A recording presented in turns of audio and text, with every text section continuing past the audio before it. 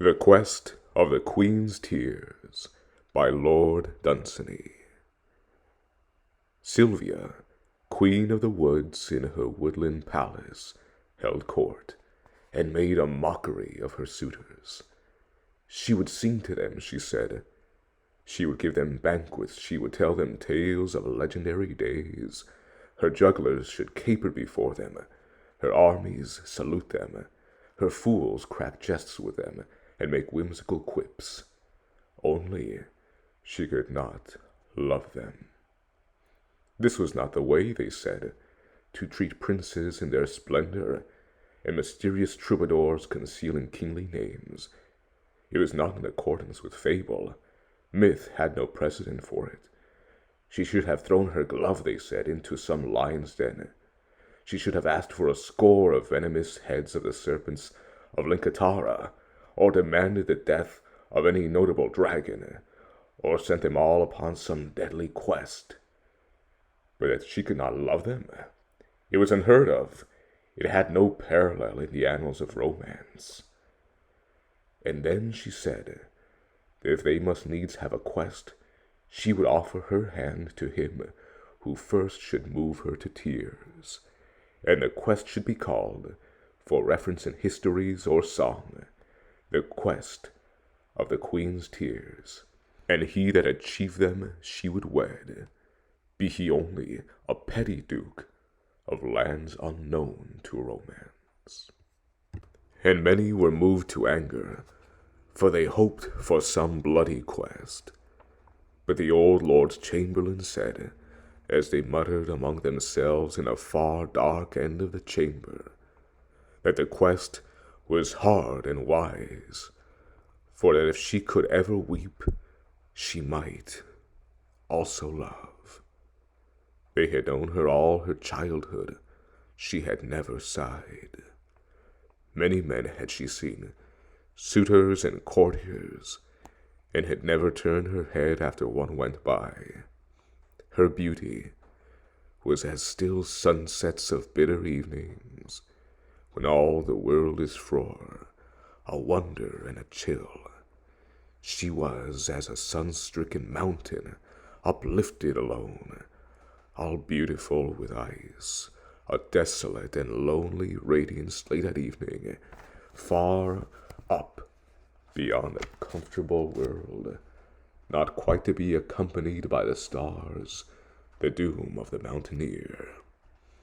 If she could weep, they said, she could love, they said.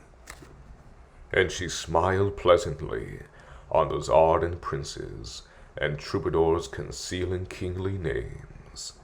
Then, one by one, they told each suitor prince the story of his love, with outstretched hands and kneeling on the knee, and very sorry and pitiful were the tales, so that often up in the galleries some maid of the palace wept, and very graciously she nodded her head, like a listless magnolia in the deeps of the night, moving idly to all the breezes its glorious bloom. And when the princes had told their desperate loves, and had departed away with no other spoil than of their own tears only, even then there came the unknown troubadours, and told their tales in song, concealing their gracious names. And there was one, a cronion, clothed with rags, on which was the dust of roads, and underneath the rags was war-scarred armor, whereon were dints of blows. And when he stroked his harp, and sang his song, in the gallery above maidens wept, and even old Lord's chamberlain whimpered among themselves, and thereafter laughed through their tears, and said, "It is easy to make old people weep, and to bring idle tears from lazy girls, but he will not set a weeping, the queen of the woods." And graciously she nodded, and he was the last, and disconsolate went away those dukes and princes and troubadours in disguise. Yet a cronion pondered as he went away. King he was of a Pharma, Lul, and Half, overlord of Zerura and Hilly Chang, and duke of the dukedoms of Melong and Melash, none of them unfamiliar with romance, or unknown or overlooked in the making of myth. He pondered as he went in his thin disguise.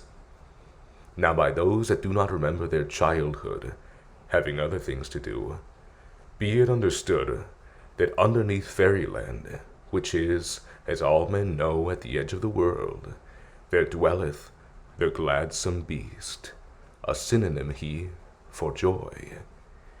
It is known how the lark in its zenith, children at play out of doors, good witches and jolly old parents have all been compared, how aptly, with this very same gladsome beast. Only one crab he has, if I may use slang for a moment, to make myself perfectly clear. Only one drawback, and that is that in the gladness of his heart he spoils the cabbages of the old man who looks after fairyland. And, of course, he eats men. It must further be understood that whoever may obtain the tears of the gladsome beast in a bowl, and become drunken upon them, may move all persons to shed tears of joy, so long as he remains inspired by the potion to sing or to make music.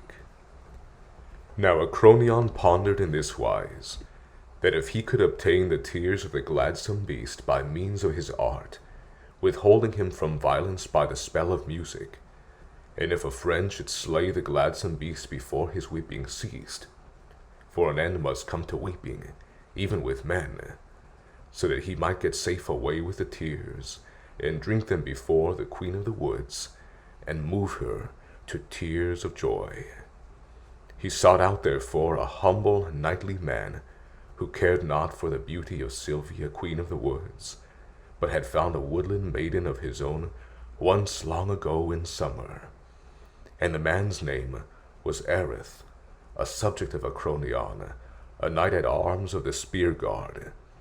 And together they set out through the fields of fable until they came to Fairyland, a kingdom sunning itself, as all men know, for leagues along the edges of the world.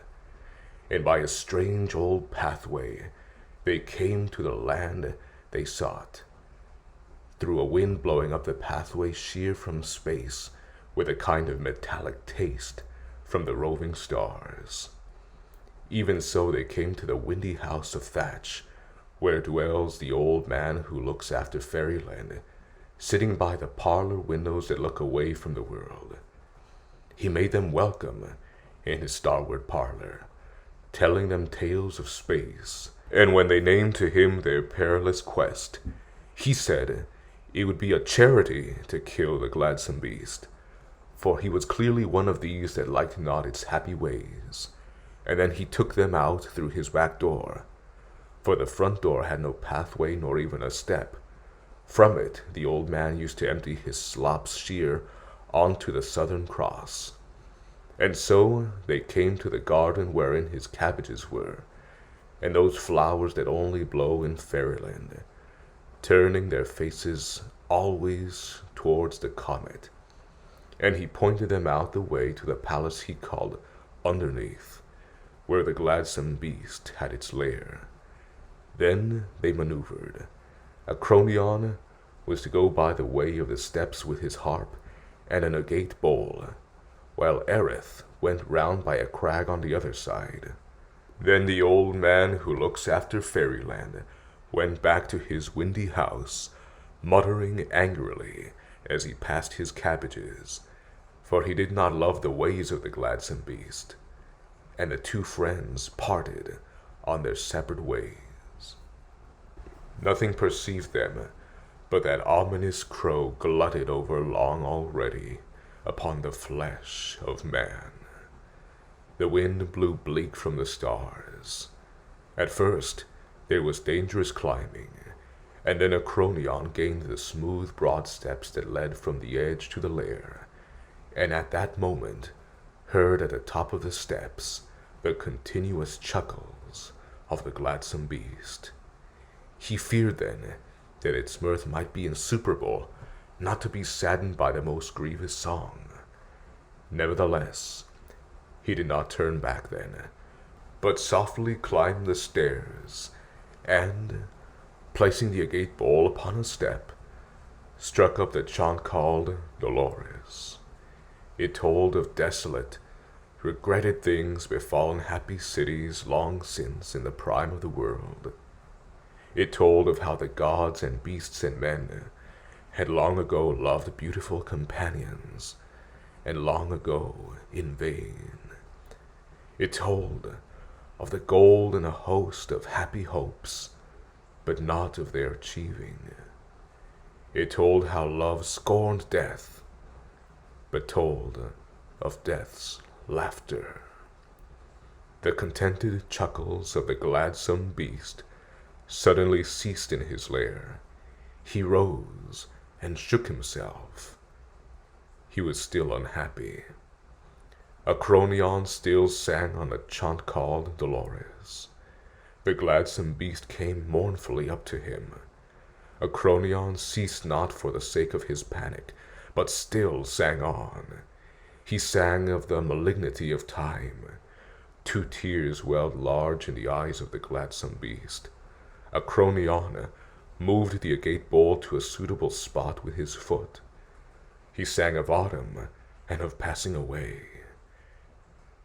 The beast wept as the frore hills weep in the thaw, and the tears splashed big into the agate bowl. Acronion desperately chanted on.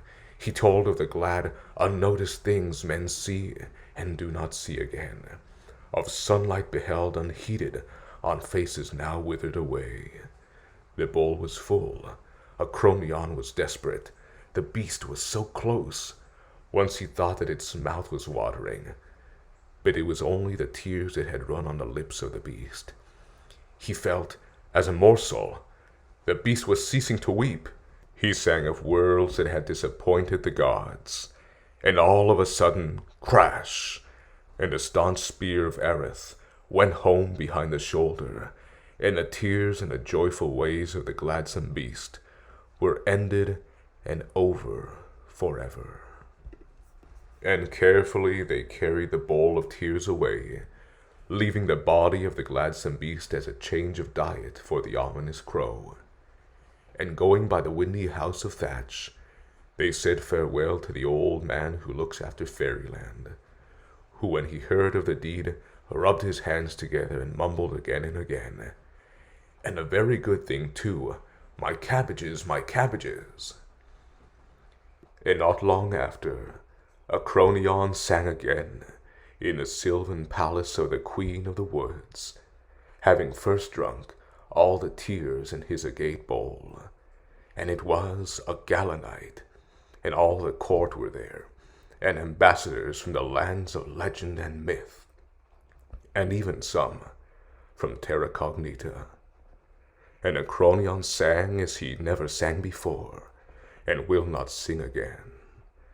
Oh, but dolorous, dolorous are all the ways of man. Few and fierce are his days, and the end trouble, and vain, vain his endeavor. And woman, who shall tell of it? Her doom is written with man's by listless, careless gods, with their faces to others' fears.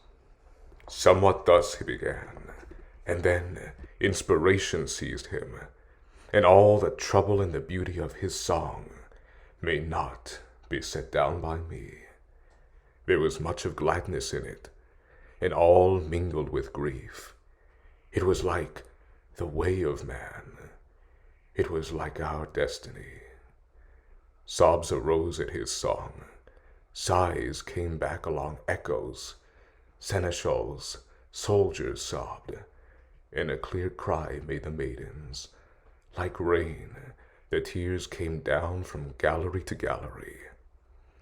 All round the Queen of the Woods was a storm of sobbing and sorrow. But no, she would not